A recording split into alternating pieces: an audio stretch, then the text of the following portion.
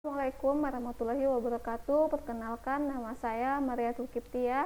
Saya peserta Lasar CPNS Angkatan 14 tahun 2020. Kali ini saya akan mereview jurnal harian saya dengan materi manajemen ASN. Sebelumnya saya akan menerangkan sedikit cakupan jurnal saya. Yang pertama ada rangkuman materi, yang kedua refleksi dan internalisasi, yang ketiga rencana aksi. Kedudukan ASN sebagai Human Resource Management yang menganggap adalah sumber daya manusia dan sebagai aset negara yang harus dikelola, dihargai, dan dikembangkan dengan baik. Open Career System yang mengedepankan kompetensi dan kompetensi ASN dalam promosi dan pengisian jabatan. ASN sebagai sebuah profesi yang harus memiliki standar pelayanan profesi, nilai dasar, kode etik, dan kode perilaku profesi, pendidikan dan pengembangan profesi, serta memiliki organisasi profesi yang dapat menjaga nilai-nilai profesi.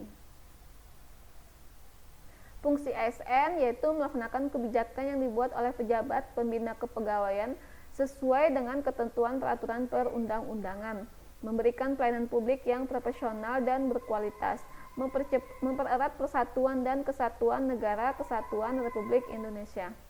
Manajemen ASN adalah pengelolaan pegawai negeri sipil untuk menghasilkan pegawai negeri sipil yang profesional, memiliki nilai dasar, etika profesi, bebas dari intervensi politik, bersih dari praktek korupsi, kolusi, dan nepotisme.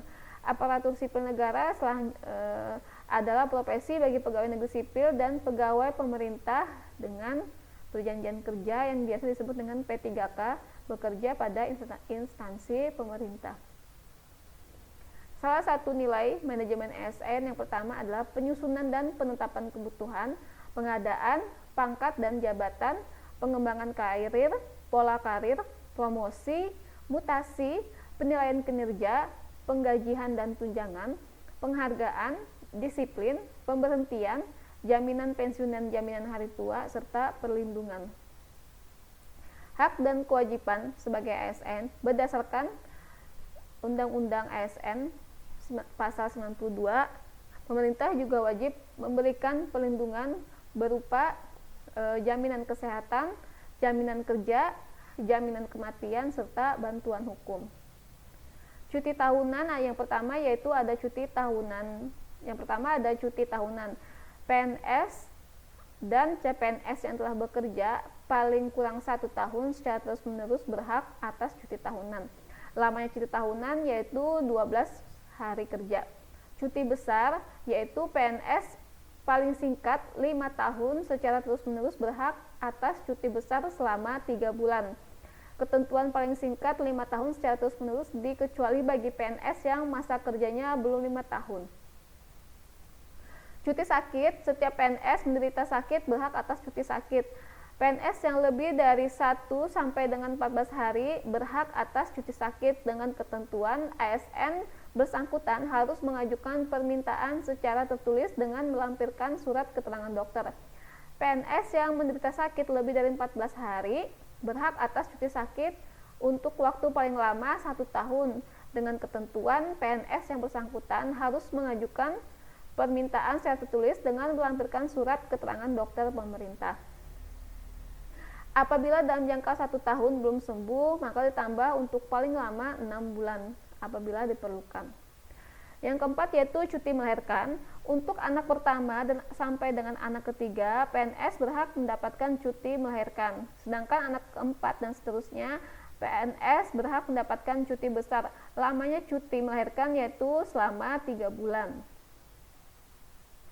Yang kelima yaitu cuti karena alasan penting.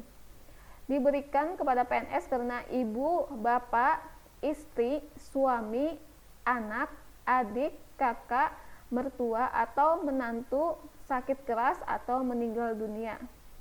Selain itu juga adanya pernikahan. Yang keenam yaitu cuti bersama. Cuti bersama ditetapkan oleh Presiden.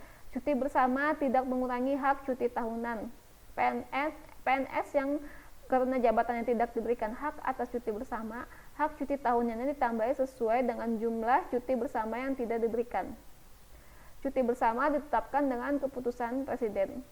Cuti di luar tanggungan negara yaitu PNS yang telah bekerja paling singkat 5 tahun secara terus-menerus karena alasan pribadi dan mendesak dapat diberikan cuti di luar tanggungan negara. Cuti di luar tanggungan negara dapat diberikan untuk paling lama 3 tahun. Jangka waktu cuti di luar tanggungan negara dapat dipanjang paling lama 1 tahun apabila ada alasan-alasan yang penting untuk memperpanjangnya. Cuti di luar tanggungan negara mengakibatkan PNS yang bersangkutan diberhentikan dari jabatannya. Selama menjalankan cuti di luar negara, PNS yang bersangkutan tidak menerima penghasilan PNS. Terima kasih.